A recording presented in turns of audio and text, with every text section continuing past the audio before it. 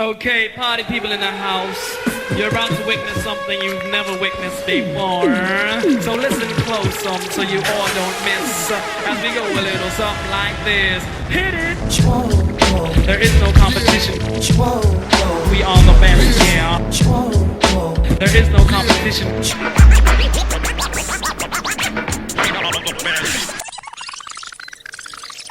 Yeah, obviously, with a long career that I've had, I've got a lot of fantastic memories.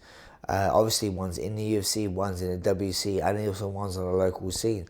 Obviously, first fighting, I never in a million years thought it would get to where I am now through fighting. Because to be honest, it wasn't really a career platform for anyone. I kind of carved one out for myself. But now, if you're a good athlete and you wanted to do this as a career, it's a viable career option for you. You can do that. But back in my days, it wasn't. You just fought and earn a bit of money here and there and do your normal jobs. So it's been a long old road for me, and I got a lot of good memories, especially back in the early cage rage days. I had some really good battles back then. One of my favourite ones back in the cage rage days was probably fighting... I think on the same card as me was people like Bisping, Anderson Silva and stuff like that, and I fought for the British featherweight title against a guy called Ozzy Haluk, and everyone, again, I was always the underdog growing up because there was a lot of guys who've been on the scene for a little bit longer than I have, and I just came over and, just with a little bit of a boxing background and started fighting. So I was always getting ruled out in every fight, but I remember this one, Ozzy Haluk, he been around for a long time, and everyone was going on about him was going to easily beat me. And what I was it hasn't changed throughout my career. Skill level obviously has got better, but I've always been tough. I've always been a tough guy, and that's something you don't really teach. You're born with. There was an open guard rule because of pride, and they introduced this open guard rule. So if a guy stays on his back and didn't want to get up to fight, the referee would raise his arm and say open guard. And my referee at the time was Grant Waterman, and Ozzy Luke stayed on the floor after a little exchange, and he wasn't getting up, and Grant Waterman goes open guard. So I just thought, F it. And I just jumped in the air, done a 2-foot head stomp. I landed on his head a little bit. It wasn't like it was clean as it could have been, but it landed on him, and he just quit. He was like, nah, this dude's jumping on my head now. So that was cool. I won the British featherweight title then, so that's been a really good memory for me back in the early cage rage days. So basically, from the UK scene, I've always competed as a featherweight. I didn't really go down I wasn't really massive into weight cutting. But also in the UK, I was the best in the UK featherweight at the time, and also the best in Europe. So it wasn't really no reason for me to go down another weight class when I was doing the best. I was trying to get into the big shows, and at that time, the big shows for me was the WEC, because the UFC didn't have my weight classes back then. So the biggest show in the world was the WEC, which was the best. If you're the best guys in the world of my weight classes at 145 or 135, you went and fought in the WEC. And my coach now, but my best friend and fighter at the time was Mike Brown. So I went to a lot of these shows with him, and I was speaking to the matchmakers like Sean Shelby and stuff like that, chatting to him and say, hey, when I'm going to get a shot. And obviously I was doing really well outside of the WEC.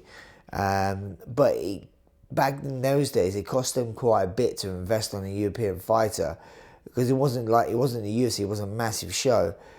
So it cost them a lot of visas and all that sort of stuff. So when they eventually signed me, it was, I was honoured, and it showed that they had a lot of faith in my ability. And for me, I wanted to repay them my faith, and that's where I went down a weight class and went down to 135, because obviously I was competing at 145, but then I trained with Mike Brown. He was the 145 champion of that weight class. And so obviously if I wanted to compete and go far, I wasn't going to fight my best mate. And also looking at the size he was, I was like, okay, I should go down a weight class. Well, to be honest, the sport in the whole has been growing massively by year. But when I joined the UFC, I came from the WEC. So with the landscape of the company, it didn't change too much in the aspect where in the WC I was fighting the best guys in the world at my weight class, but obviously it merged with the UFC. So when I went to the UFC, I was still fighting the best guys in the world. But what changed was the platform I got to perform it on was a lot bigger, much bigger audience. So obviously it's a lot better for me as a fighter. Obviously being a fighter,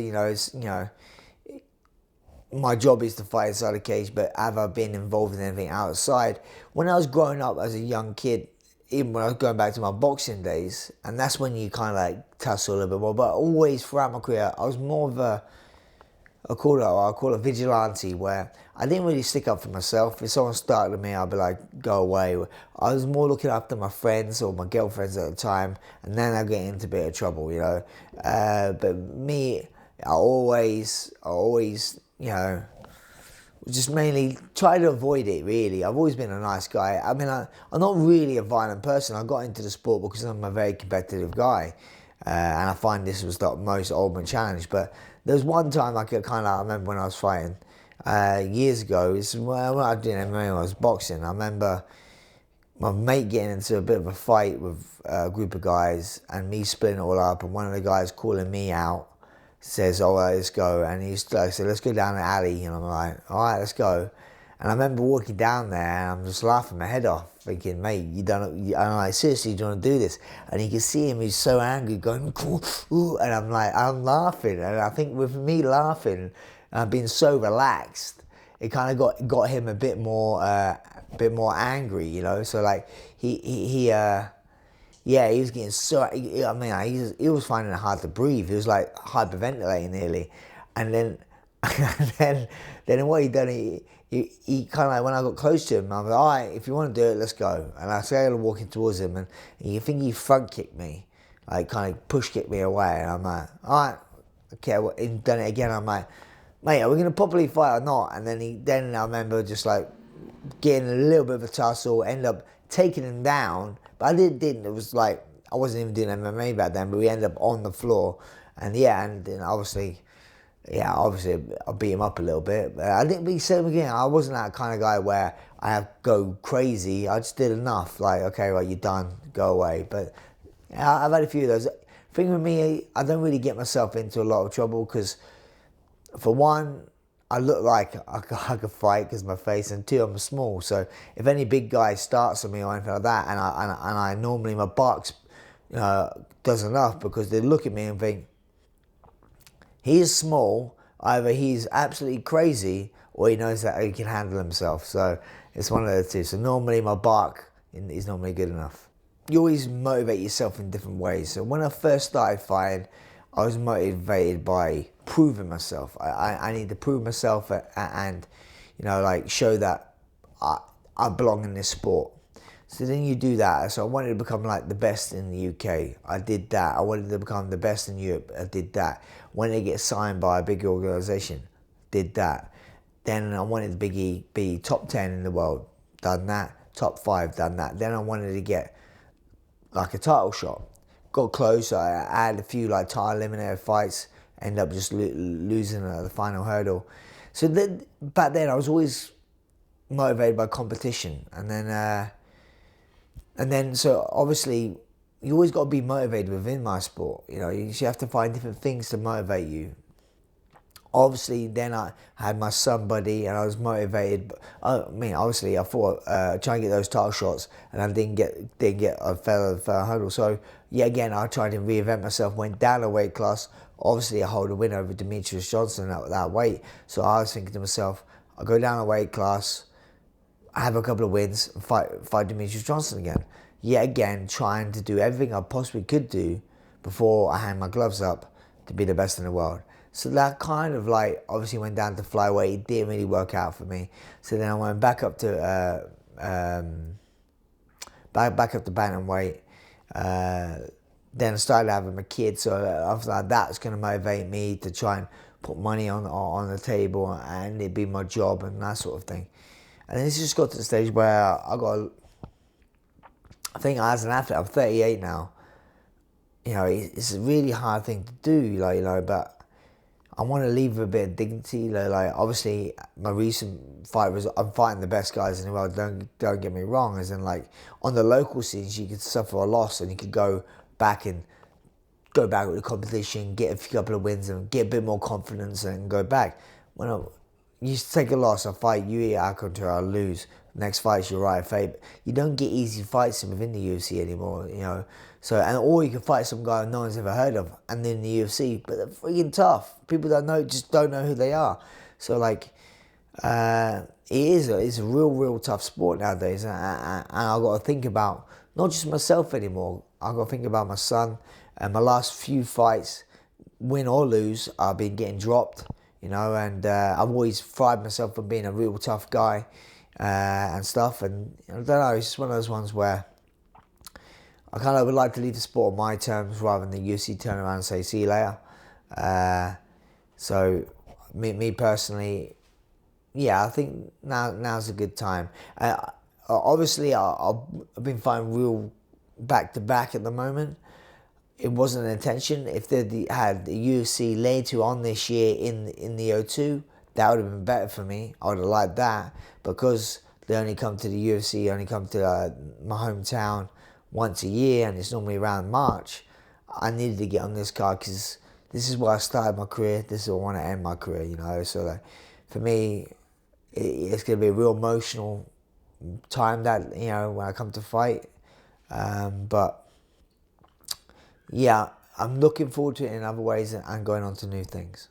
You know, not a lot of people, I guess, talk about what's next within this sport because, to be honest, there's not many people have been doing this sport for a long period of time, and then they hang up. It's a very relatively new sport, so there's not a lot of people have a get out plan because they haven't been in the game for that long anyway. For me, obviously, I've dedicated my life to the sport for years. I like to believe I helped the sport grow, especially on the UK scene. And obviously, what I'd like to leave behind is obviously just my fights, you know, like people watch me fight and stuff like that. But a bit more than that, it's not that I'm not going to leave the sport behind. What I've achieved within this sport will always going to stay embedded in me, you know, great memories. And then also now what I would like to do is pass my knowledge on, you know, and help younger athletes go to achieve great things, you know. And I believe I'll be a very good coach, not only technically, but, you know, mentally and knowing what you need to do to succeed as a fighter. Because I always say this all the time, like, skill's one thing, but hard work beats talent. I have a good work ethic. I know what you should be doing and how to achieve it, and giving people the right mindset. At the moment, I'm still a fighter, but also people would know that I do coach. I've been coaching for many years. I have a lot of good, close, stable fighter guys. But at the moment, I have to be real selfish. So a lot of times I have to concentrate on my own training rather than help them out as much as best I can.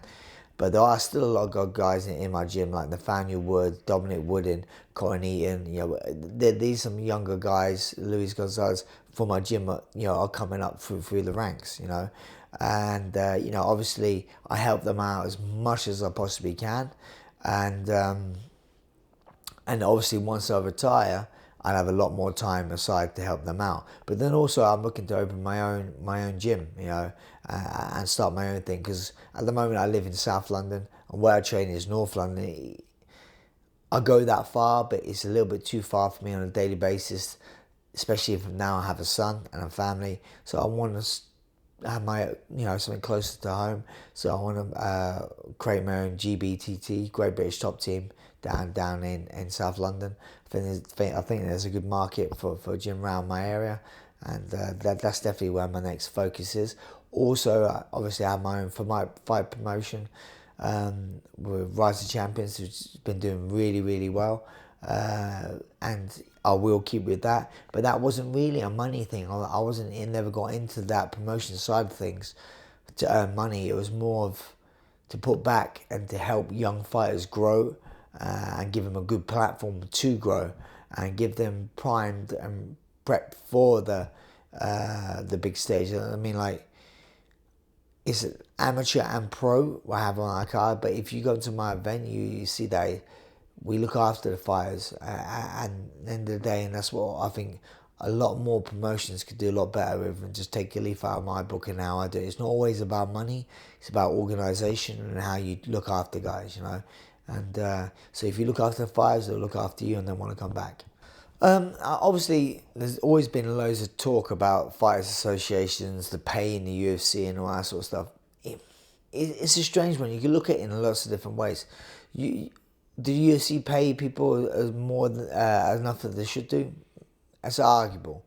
You know, like I get paid good money for what I do. Obviously, I don't get paid compared to some other people.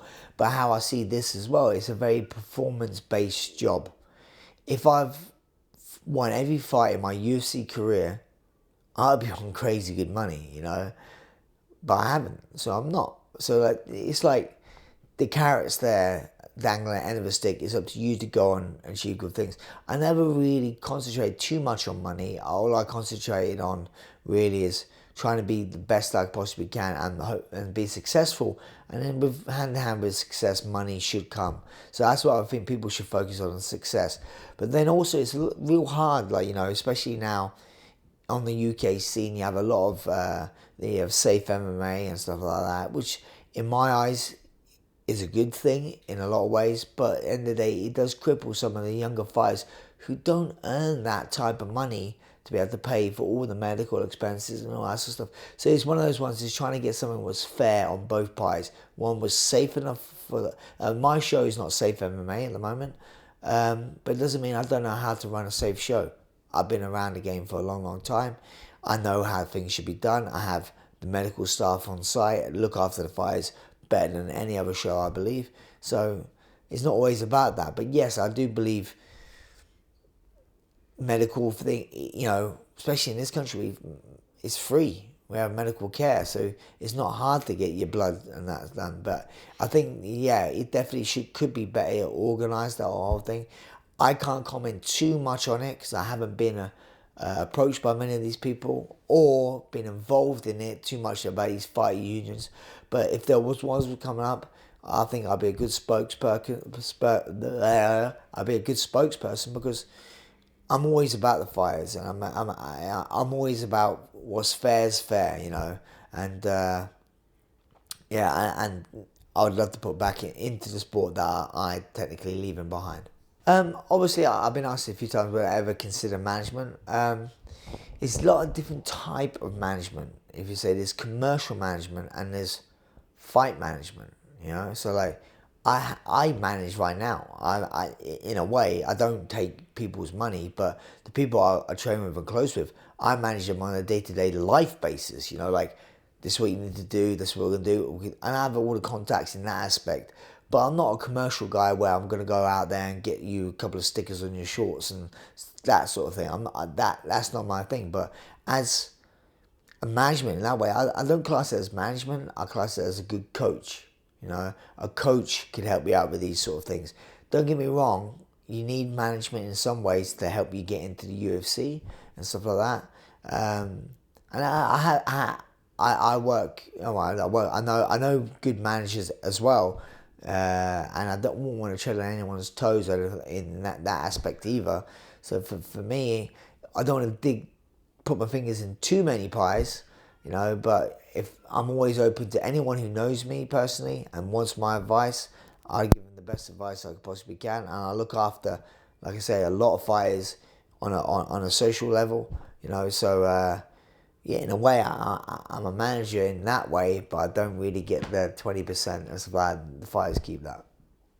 Fans love this sport because I think, and the MMA fighters are the most accessible athletes in the world. You know, they're very accessible through social media, and UFC really really promote you using social media, where other football clubs may fine you for certain tweets and all that stuff, where the UFC encourages you to use social media as a massive platform. But then obviously, with this access to the fighters, you get people abuse it, obviously. We want to tell you oh, you're ugly, your nose is crooked, and I'm like, oh, you're gonna get smashed and killed in this fight. To be honest, I don't mind that sort of stuff, really.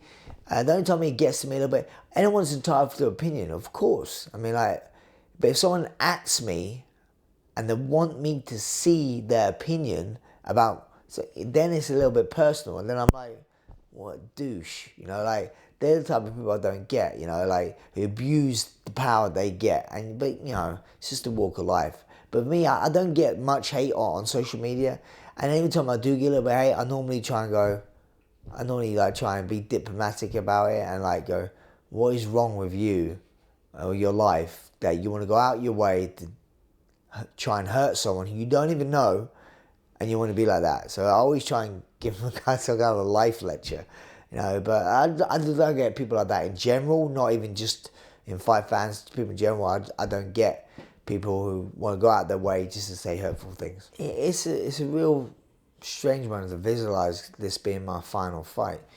100% I'm going to be an emotional wreck. I've always been very emotional. I think more now that I had my own son, it's made me a very emotional guy. It's going to be a roller coaster from now, from every interview I do now on to the fight. It's going to be tough, a real tough one. But mindset, obviously, I'm gonna leave everything in that cage. I'm gonna try and knock that guy out and leave on a high. That's 100% I'm gonna do. And I couldn't do it in a better place than in the O2 in London, in my hometown. That's why. I wanted to have my gloves up here. I believe the sort of like career that I've had and what the fans have given to me. I want to end it here in front of my fans. I don't get me wrong, I have fans around the world, but for me, the English fans mean a lot to me. They've helped me grow, helped this sport grow. So I owe it to them and to myself and to my career to hang my gloves up in the O2. And I leave my gloves in the cage when I leave. And and I'll probably go backstage and cry my eyes out.